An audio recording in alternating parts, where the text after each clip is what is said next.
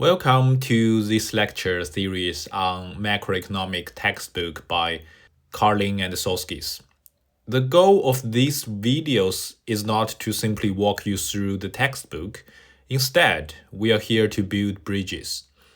We are going to bridge the gap between dry definitions and the underlying economic logic, and more importantly, show you how this model actually map onto the real-world data we see every day.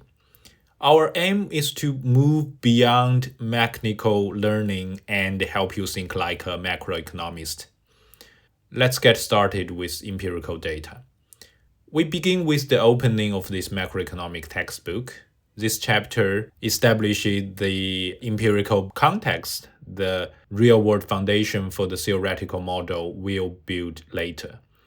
Instead of starting with formulas, the textbook dives straight into actual data, establishing the hard facts that the Ayers and Phillips curve will eventually need to explain. First, the chapter tackles what aggregate demand actually is and how we measure it. It introduced the triple identity, where we look at GDP through three lenses: expenditure, value added, and income. A key point here is the distinction between simple identities, things that are true just by definition, and the behavior equations that will drive your model in later chapters. The text also clears up exactly what counts as investment or government spending, stripping away purely financial noise to focus on real production. The second big focus is on the empirical facts of business cycles. The textbook used log scales to help us visualize growth trends and recessions. The headline insight here is the volatility hierarchy, the observation that investment swings far more wildly than consumption. We will see how consumption smoothing and firm expectations are real drivers behind this observed pattern in data.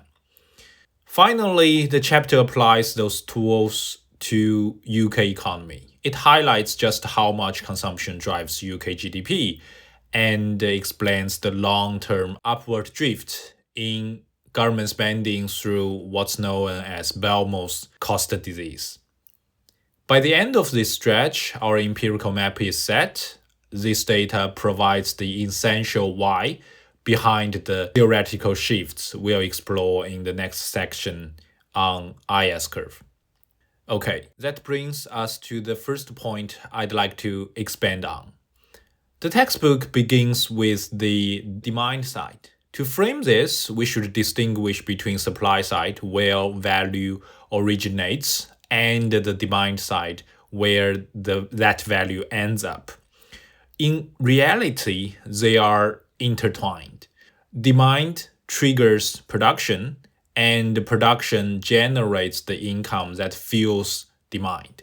It's like a rolling ball. It's difficult to say which point on the surface of the ball is pulling or pushing by other points. We separate them here purely for analytical convenience. So, why are there exactly four components of aggregate demand?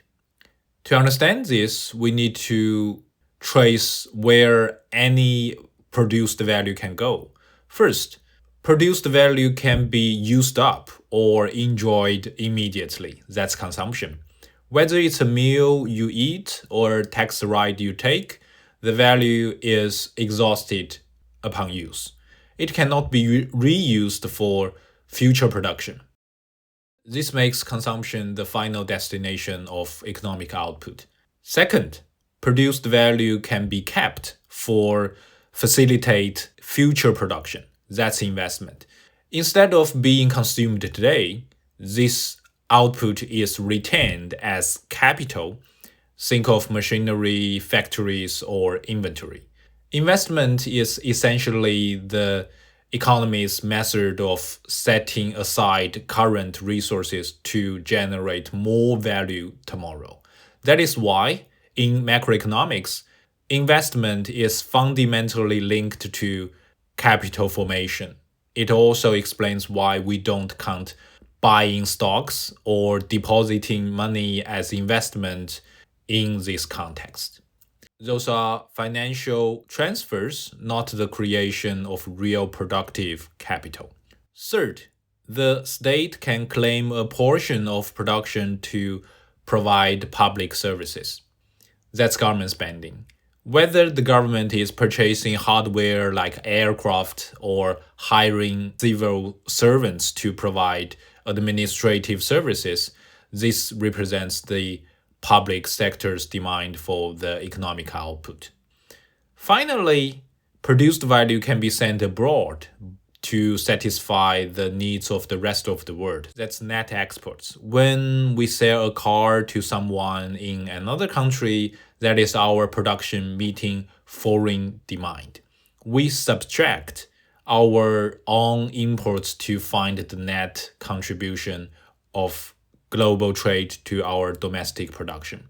And that is the exhaustive list. Everything produced is either consumed today, saved for future use, utilized by government, or sold to foreigners. There is nowhere else for value to go. That is why aggregate demand consists of these four components, and only those four. The second structure insight to add to our discussion of these facts is the upward trend in government spending. The textbook addresses this through what is known as Baumol cost disease. The logic is that because government expenditure is denominated by labor-intensive services like health and education, productivity gains are physically captured by the limits of human interaction. Unlike manufacturing, teacher or doctor cannot simply work 10 times faster without compromising quality. As industry productivity drives up wage across the economy, these service sectors must pay more to retain staff, forcing the relative price of public service to rise. This results in a higher nominal share of GDP. Even if the real volume of services remains constant. However, not everyone agrees that this rising cost is inevitable. Some argue that productivity stays low not just because of the nature of the work, but because these sectors often lack the pressure to improve because they are paid by the government, not immediate market anyway. In a sense, relatively speaking, they do not need to innovate or compete to earn their customers' money. Without the need to compete, there is less incentive to adopt a new cost-saving method. While the textbook suggests these costs must rise, the growth of digital tools in education and healthcare shows that efficiency gains are possible if we address the institutional barriers that hold back innovation.